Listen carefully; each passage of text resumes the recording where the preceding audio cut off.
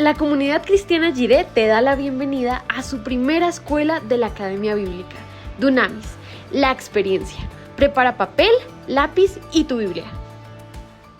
Bienvenidos a la segunda sesión de nuestra escuela La Experiencia. Nos acompaña la directora de la Academia Bíblica, Camila Balbuena. En esta segunda parte nosotros vamos a hablar sobre los beneficios de la cruz. Pero antes de que empecemos esto, te recomendamos que vayas y veas la primera sesión si aún no la conoces, que obtengas el material, porque todas estas sesiones vienen junto a un material que te va a ayudar a llevar el seguimiento de esto y aprender mejor. Ya sabiendo que ya hiciste el primero, te damos la bienvenida a los beneficios de la cruz. El objetivo de esta sesión es permitir que el nuevo creyente experimente la certeza de la salvación a través de la obra de Jesús en la cruz del Calvario.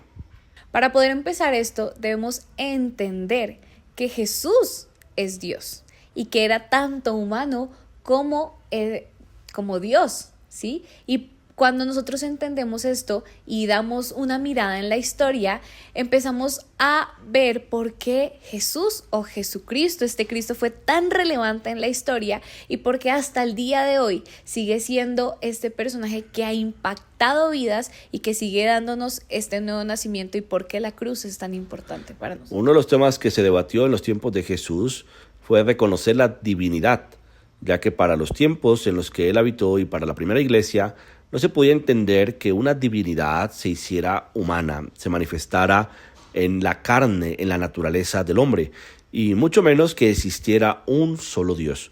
Así que la iglesia pudo entender rápidamente, revelada por el Espíritu Santo, que Jesús tenía sus dos naturalezas, la divina, Dios, y la humana, hombre. La humana transmitida a través de María, la divina a través del Espíritu Santo. Jesús, Dios hecho hombre, quien caminó y habitó en medio de nosotros, y luego el Jesús resucitado. Por ejemplo, el Jesús hombre, el que caminó con los discípulos, el que habitó en medio de ellos, el resucitado, el que se reveló al apóstol Pablo, el que se revela a través del Espíritu Santo en nuestros corazones.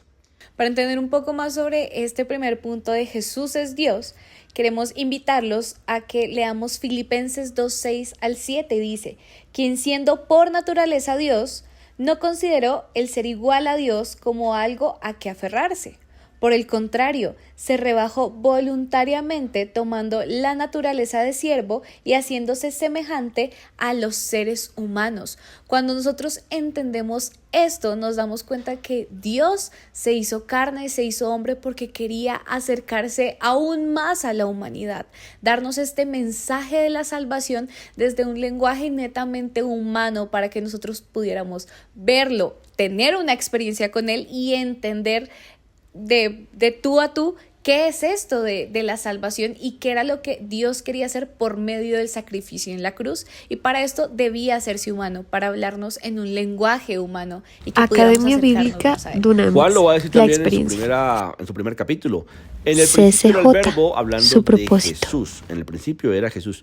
En el principio era el verbo, y el verbo era Dios. Jesús era Dios. El verbo caminó entre nosotros, habitó entre nosotros, Dios, a través de Jesús, el Jesús hombre, quien dando su vida en la cruz nos dio por su amor la salvación. Y cuando nosotros ya analizamos que Él caminó entre nosotros también, no solo lo que Él habló, también lo que Él hizo, y Él también nos habló por medio de su ejemplo, y entender que todo lo que hizo Jesús, y aquí pasamos al segundo punto, que es la humildad de Jesús siendo hombre y cómo fue que él caminó en medio de nosotros, enseñándonos de todas las formas. Dios deja su trono, su gloria, para habitar en medio de nosotros y hacerse igual, semejante a nosotros. Es un reflejo de humildad para transmitirnos el mensaje de la salvación. Era necesario utilizar nuestro lenguaje, nuestro medio, nuestro ambiente, nuestra realidad.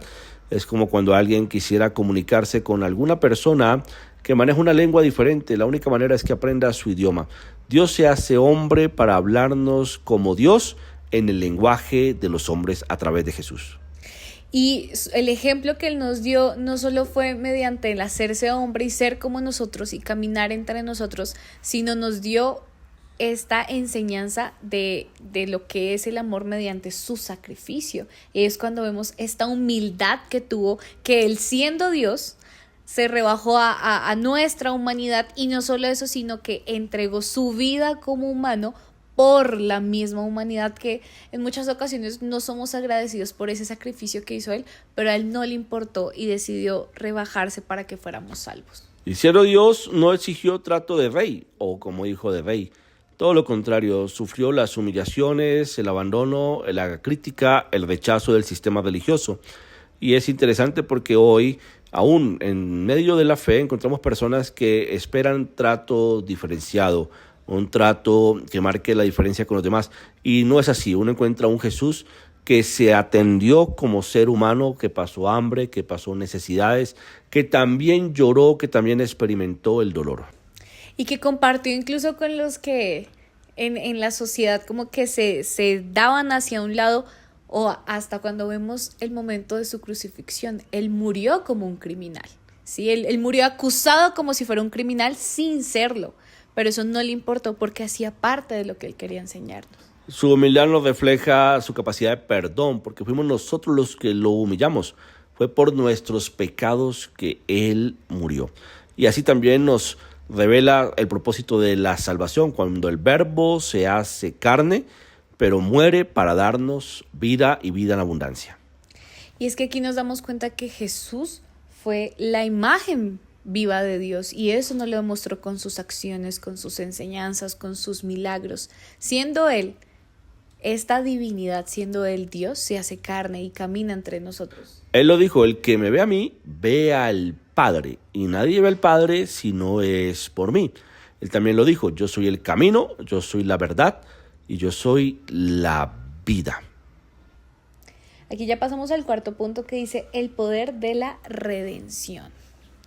Cuando nosotros entendemos esto, nos damos cuenta de que todo lo que hizo Jesús, que toda su obra redentora en la cruz del Calvario hace parte de este camino, y de cómo podemos entender la cruz como nuestra salvación y como una enseñanza viva para nosotros. La cruz era una muerte horrenda en los tiempos de los romanos, era una de las muertes más humillantes. De hecho, cuando se crucificaba a alguna persona por el Imperio Romano, se hacía a las afueras de la ciudad para advertir a futuros rebeldes, rebeliones, espías, lo que podía ocurrir en caso de ser condenados por el Imperio Romano. La muerte de cruz es una de las muertes más humillantes que pudo sufrir el Salvador, pero eso habla de su capacidad de darlo todo por nosotros. Él recibió la humillación de nuestro pecado. Y ahora queremos explicarles o queremos mostrarles qué significa cada una de las cosas o de los objetos que estuvieron presentes en la crucifixión de Cristo. Gálatas 2:20 dice: he sido crucificado con Cristo, y ya no vivo yo, sino que Cristo vive en mí. Lo que ahora vivo en el cuerpo, lo vivo por la fe en el Hijo de Dios, quien me amó y dio su vida por mí. Algunos elementos simbólicos de la cruz que nos habla de la redención. Número 1, la maldición fue cancelada. La maldición de nuestro pecado. Aquello que merecíamos nosotros recibir en la cruz fue recibido por Jesucristo. Y por eso fue mediante un castigo que se le daba a los criminales. Era porque al Jesús tomar esta posición, la toma en nombre de nosotros y cancela totalmente toda maldición, todo pecado, todo eso malo que nosotros éramos, todo eso malo que nosotros teníamos es cancelado en la cruz del Calvario. Y por eso cuando nosotros aceptamos a Cristo en nuestro corazón y aceptamos que Él murió por nosotros, automáticamente esa maldición es cancelada en nuestra vida. Y Él olvida nuestros pecados, olvida nuestro pasado. Él no es un Dios tóxico que se está acordando de las faltas que cometimos. Imagínate, en la eternidad el Señor está recordando nuestras faltas. Y esto es importante que debemos entenderlo. Su perdón, su redención en la cruz, también hace que Él decida olvidar nuestras transgresiones. Él ya perdonó tu pecado, Él ya olvidó tu pasado y debes descansar en ese perdón, sabiendo que el Señor en la eternidad no te lo va a estar recordando, sino al contrario, Él recuerda las cosas buenas que hay en nuestras vidas, lo que hay en ti. Y aquí viene nuestro segundo símbolo, que es la corona de espinas, liberación de la ruina. Cuando nosotros vamos hacia el jardín del Edén y recordamos esta maldición que ellos tienen ante su desobediencia, que Dios dice: maldita será la tierra por tu causa, espinos y abrojo te producirán. Cuando nosotros vemos de qué estaba hecha la corona de espinas de Jesús, era de espinos y abrojo, y esto representa que se rompe esta ruina en nuestra vida por medio de Jesús. La corona que pusieron a Jesús fue a modo de burla. Lo que no sabían es que en esa corona se estaba rompiendo toda maldición sobre nosotros, sobre la tierra, sobre el fruto.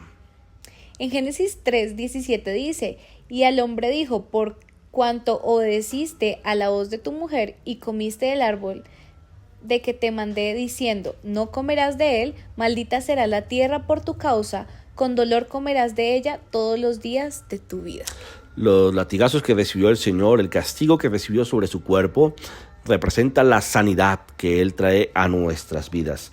Isaías dice: pero Él fue herido por nuestras rebeliones, fue golpeado por nuestras maldades. Él sufrió en nuestro lugar y gracias a sus heridas recibimos la paz y fuimos nosotros sanados. Así que en la cruz encontramos sanidad sobre nuestras enfermedades. Reclama la sanidad que el Señor te otorgó a través del sacrificio de la cruz. El siguiente son los clavos, nuestra liberación. A Jesús le quitaron sus vestiduras, lo acostaron encima de este madero y clavaron estos clavos en sus 2 manos y en sus pies. Y cada clavo tiene un significado. Una palabra profética de liberación y de sanidad para nuestras vidas. Número 1, libre de la culpa. Ya no tenemos por qué sentirnos culpables. Otra vez, te repito, el Señor no solo perdona, sino que olvida nuestras transgresiones. Número 2, los argumentos del enemigo contra ti son cancelados. Cuando el enemigo se levanta para acusarte, para hacerte sentir culpable, para hacerte creer que no eres libre, entonces el Señor también se levanta para destruir tu argumento del enemigo contra ti. Número 3, la victoria sobre la opresión. La opresión que trae el pecado, la opresión que trae nuestra naturaleza, el Señor nos hace libres. La palabra dice: conoceréis la verdad y la verdad os hará libres. Vengan a mí todos los que están trabajados y cargados, porque yo os haré descansar. Algo que trae la cruz en nosotros es gozo, libertad, sanidad y restauración en nuestros corazones. Y número 4, la lanza. Cuando nosotros hablamos de la lanza, hablamos de nuestra sanidad interior, ¿sí? Cuando Jesús muere en la cruz, es muy interesante este dato, y es que cuando Él está ya en la cruz mediante todo este sufrimiento, cuando clavan estos clavos en sus manos y en sus pies, el dolor que Jesús tenía era tan fuerte que, según expertos, su corazón explotó, ¿sí? Y cuando esta lanza atraviesa su corazón, sale agua, sangre, producto de esto que le había pasado a Jesús. Su costado es roto, su cuerpo es penetrado, su cuerpo, para traernos sanidad en nuestro interior, porque el perdón también requiere una restitución, una sanidad, y eso es algo importante, no solo una sanidad física, sino que también somos sanados en nuestros corazones. Su corazón estalló para que nuestro corazón sea sanado. Y sabiendo que nosotros no somos merecedores de eso por amor, ¿sí? Y que éramos pecadores, pero todo esto recayó sobre Jesús y fue tan fuerte el dolor, o incluso es tan fuerte lo que nosotros cargamos en nuestro corazón, que Jesús, al cargar todo eso, explota su corazón, y Él lo hace por amor. La cruz es la humillación de Dios a través de Jesús para el enemigo.